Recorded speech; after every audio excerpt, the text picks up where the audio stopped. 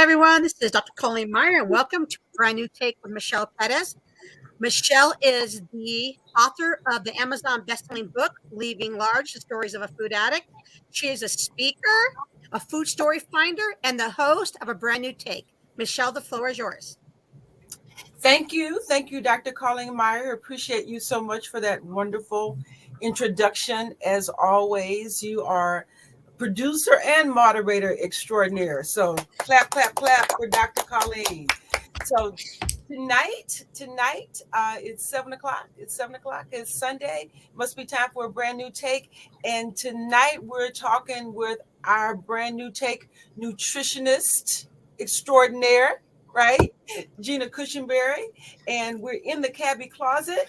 We're in the cabbie closet with Terry Riley, stylist extraordinaire. And so if you have not joined us before, we come to you every Sunday at 7 o'clock with a brand new take, a brand new take on why we eat what we eat. And we do it in the closet. We do it in the cabbie closet because for some people, motivation comes in different forms, right? If you decide that you want a brand new body, you want to do something different, you want to show up differently. For some people, it's your health. For some people, it's you want to run around with your grandkids. For some people, you want to get the medicine.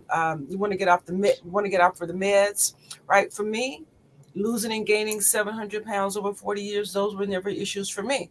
I just wanted to look cuter in clothes. And I don't think I'm alone in that, right? I don't think I'm alone in that. But it's not even it's about that, but it's about having a goal. It's about having a goal and having a goal that's meaningful to you and being able to show up, right? Show up in some designer style, show up in the cute clothes. That's what kept me focused and kept me on point.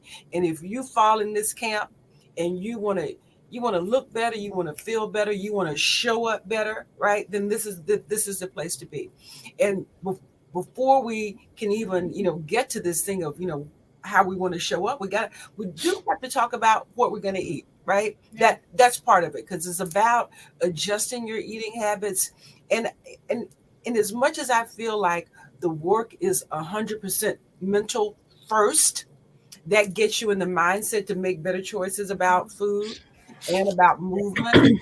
As much as I believe that's true, you do have to make changes in how you eat. Right? I mean, you can't, as you hear, you can't exercise your way out of a bad diet, right? And we're about getting to a good diet, and a good diet is different for everybody. Everybody's body is different, and you got to try different things. And so, in the past couple of weeks, our nutritionist Gina Cushenberry has unpacked some food myths for us, and she's talked about some food groups. We've talked about sugar, we've talked about fats. Tonight, we're going to be attacking this whole thing around protein. And Gina, I want to come with you with before you do your overview. I just want to come to you with this thing. Sure. On the occasions when I have decided not to eat meat, and people notice it, right? And they'll say, "Oh, are you vegetarian?" And I might say, "Well, tonight I am." And then invariably the question becomes, "Well, two of them. Well, you don't eat meat. What do you eat?" That's the first question. And then the second question is always, "Well, then where do you get your protein?" Right? And if what's so crazy to me about that, if I tell somebody, "Oh, I don't eat oranges," no one ever says to me, "Oh my God, where do you get your vitamin C?"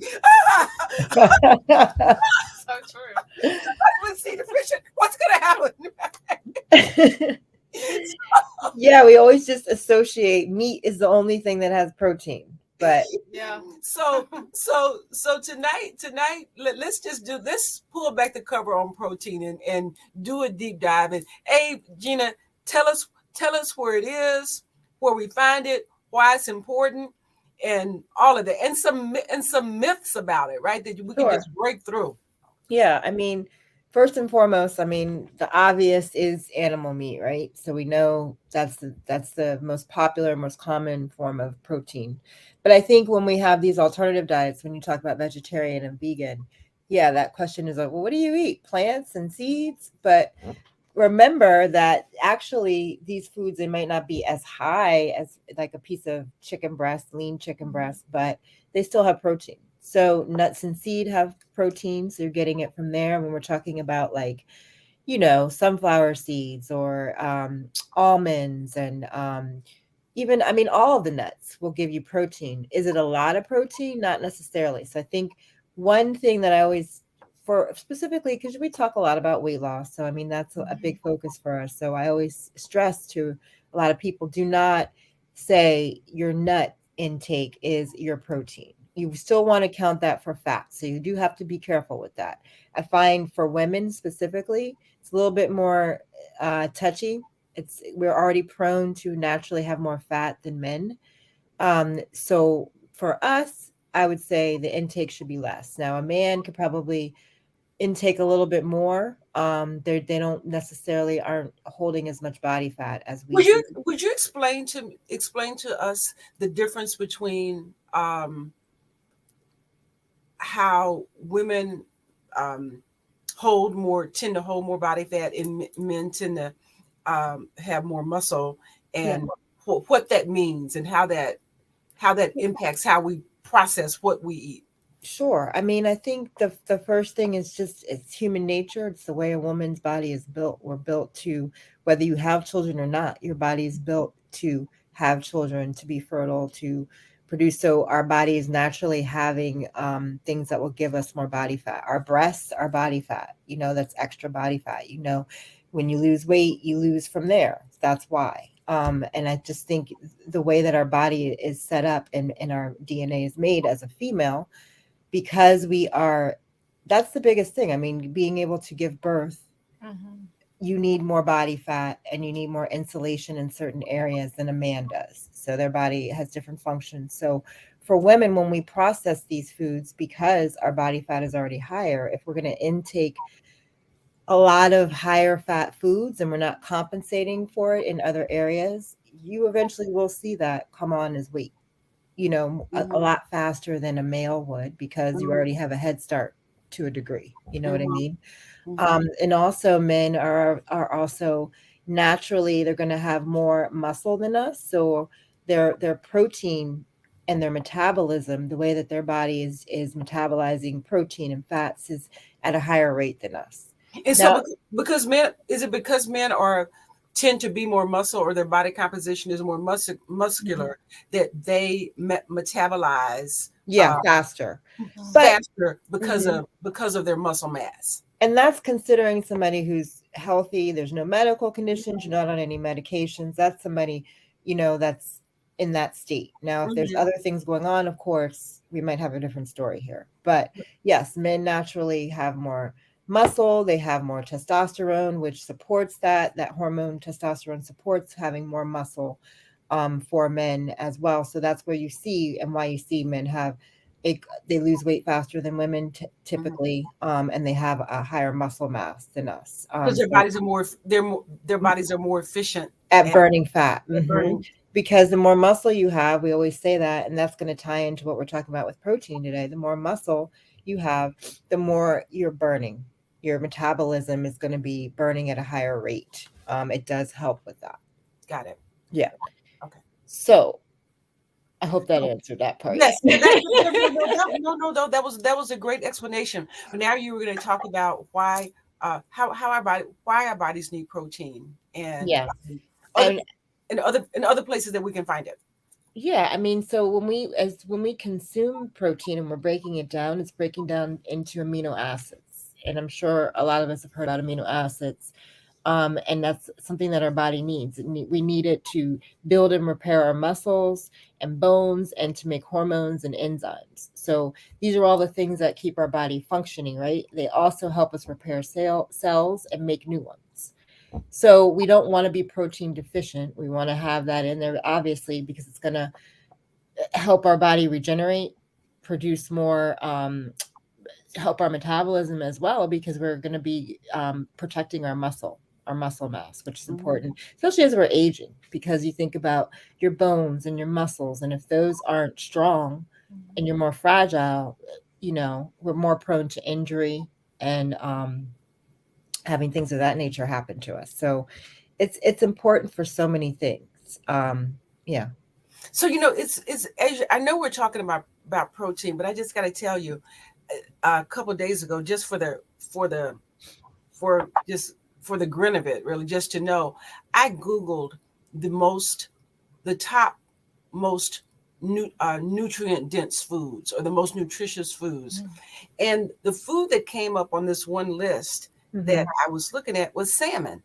Mm-hmm. It's being the most nutritious, the most nutritious thing to eat.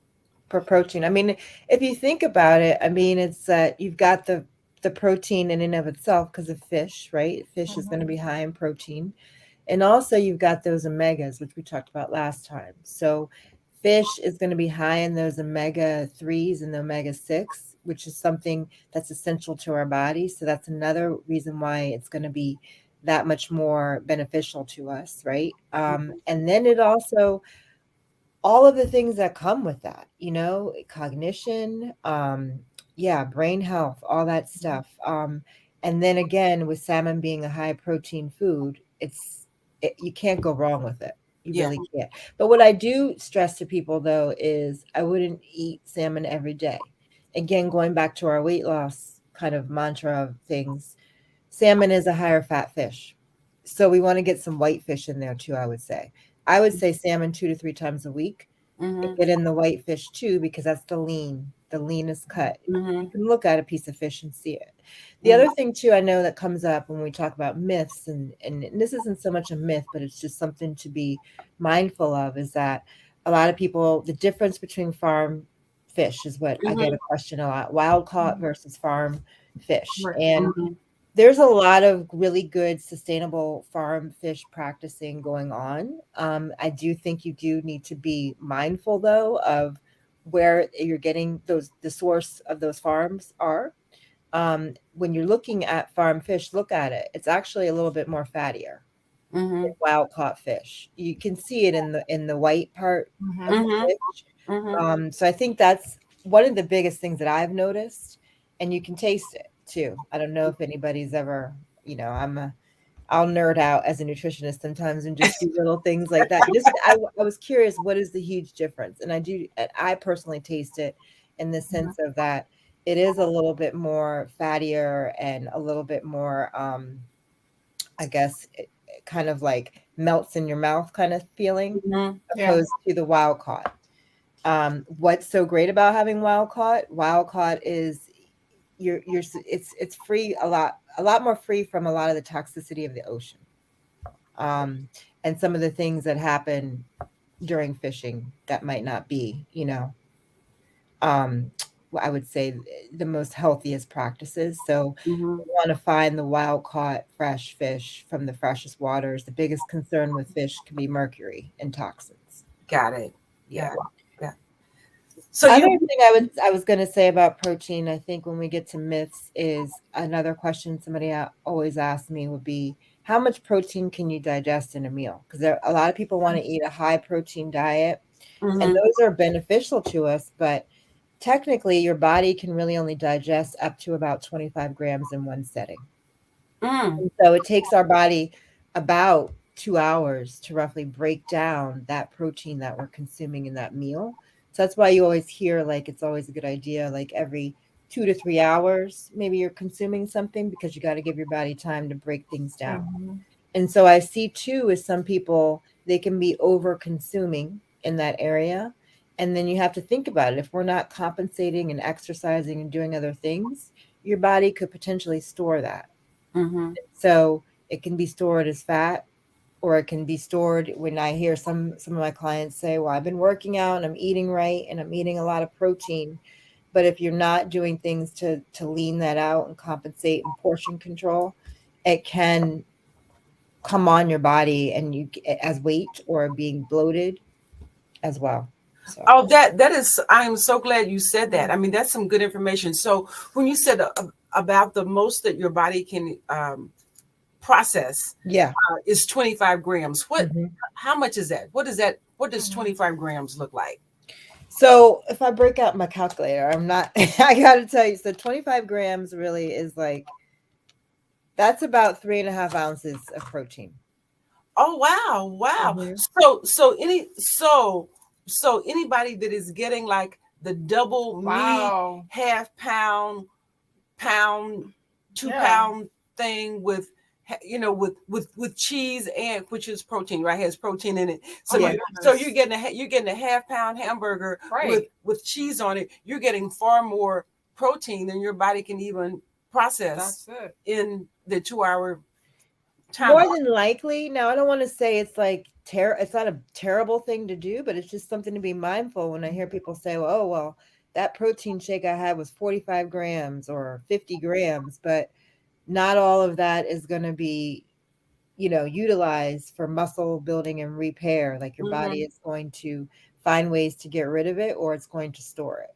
So it would be better to have that protein shake, whatever the case is, in two separate servings. Yeah, I would break it up. If that's your goal, like if your goal is weight loss. Now, if you're trying to gain a lot of muscle and build, then I would say maybe go ahead and keep that. You know what I mean? And it's not going to be and it's not like the other food groups where I would tell you, oh yeah, go ahead and double up on those carbs. Because the other benefit of protein too is that it's satiating. It keeps you full.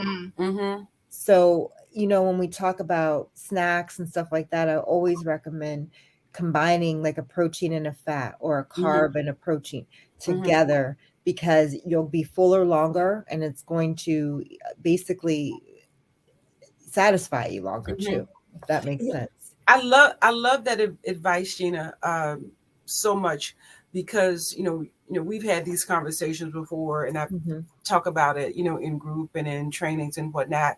Is it if we accept that the purpose of eating and the purpose of food is nutrition and nourishment and energy. Yeah. When cravings come along for something, whether it's potato chips or brownies or cookies, or when that craving comes up, I always say, eat something healthy first. Eat some protein, right? Like you said, eat some nuts, eat something that is going to fill you up, that is nourishing, and it will help you determine if it's hunger or if that craving represents an emotional space that you need to heal. Because once you eat something nourishing and get full, and you still crave the thing, then it's not hunger that's driving your desire. It's something else that's driving that desire. And that's the story. That's the food story we need to get to. Get full, eat if you're hungry, right? Yeah. Something nourishing, eat a little bit, stave it off. And like you said in the beginning, we don't have to eat meat for that to be accomplished. There's other things like quinoa. Quinoa is a high protein grain. One serving is 8 grams of protein roughly, which is great. And when you think about like an egg, if you're still eating eggs, if you're not a vegan or anything like that, an egg has 1 ounce of protein. So you put it in perspective like that. So when you're getting to that 3.5, what does that look like? You know what I mean? Right. 3.5 is typically your individual hand, the palm, not the fingers, the palm, roughly. That's and you said an egg has how much? 1 ounce. 1 ounce of protein. It has 1 ounce. 1 ounce. Wow. And you generally think of it as having so much more than that. Well, I mean, I'm saying ounces, not even grams. So, I mean, you think about, so like if we want 3.5 ounces, so if I tell somebody you should have about 3.5 ounces in that, in one meal, right? So you have, if you had an egg, that's 1 part. So now you need to find 2.5 more ounces roughly. Unless you have a 3-egg omelet. Yeah. Right. Yeah. But we got to be careful with that, Michelle, with our cholesterol sometimes. So, I want to get back to this protein thing. And this, we were talking about the shakes, about the smoothies a little earlier. But I wanted to just talk about these protein bars for a moment. And on occasion, I'm out and about and I run out of apples, I'm hungry, I might run in and pick up a protein bar. It'll say pure protein, it'll have all the grams on it, and you think protein plus and all that. And the other day, I just happened to start looking at them. I started looking at the food label. The food label, right? And Gina, I got to tell you, every last one of them that I picked up had sugar, had a high content of sugar, had a high content of sugar in them. And I ended up not getting it. I ended up getting like a date fruit nut bar that didn't have that in it.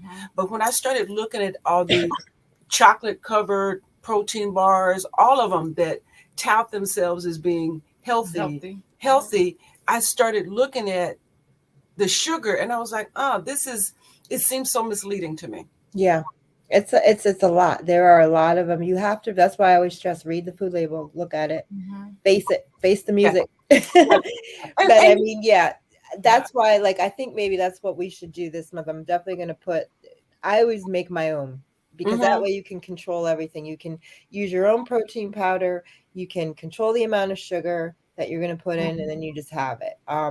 Now I get it. For quick on the go, we need them sometimes, but that's why you got to look at those labels. Are they the end of the world? I mean, are they not the end of the world, but are they the worst thing in the world to pick?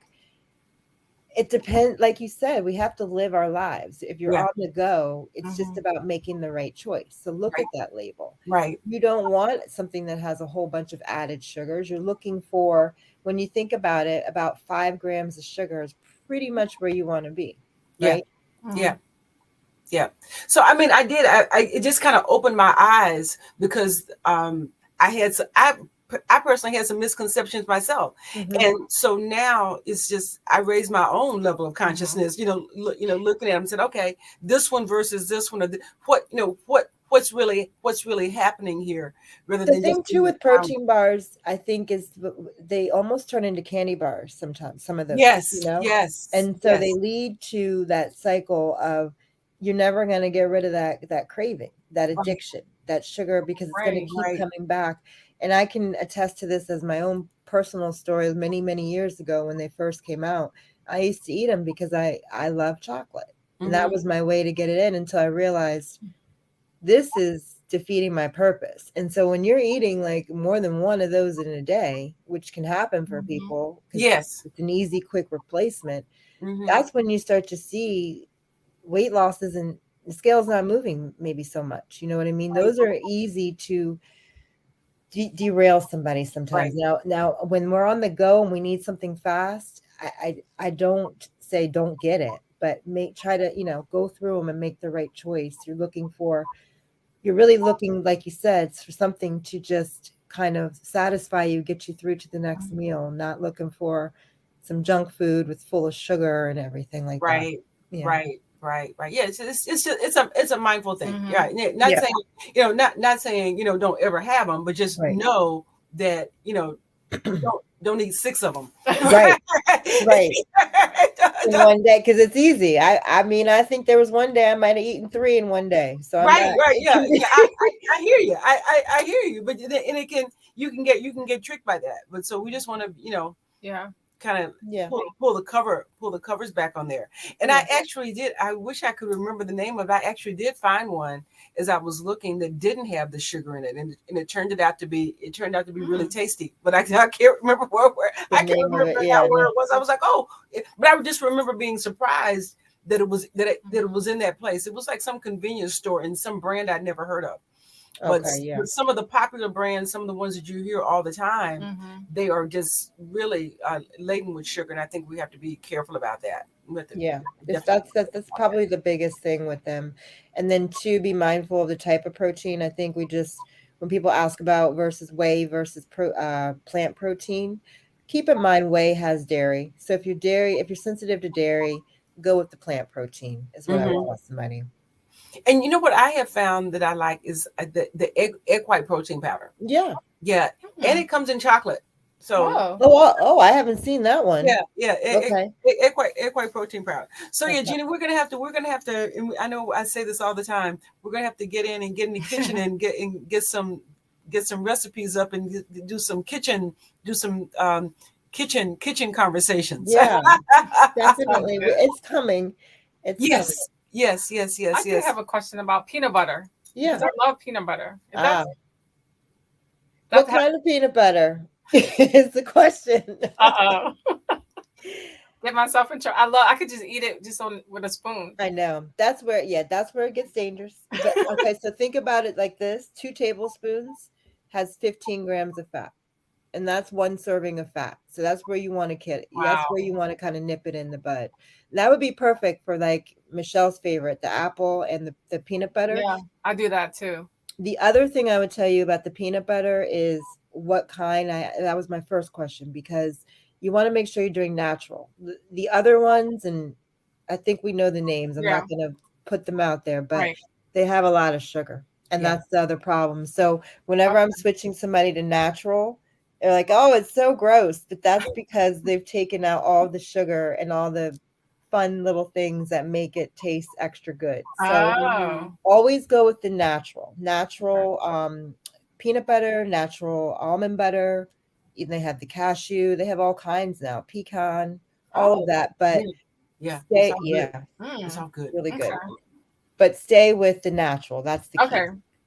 Because I've always heard 2 tablespoons, stay natural. Okay. Yeah. All right. Well, you know what, we're running out of time, but I want to tell you this little quick thing, Terry, is that if you mix the peanut butter, for me, I like peanut butter and banana. Me too.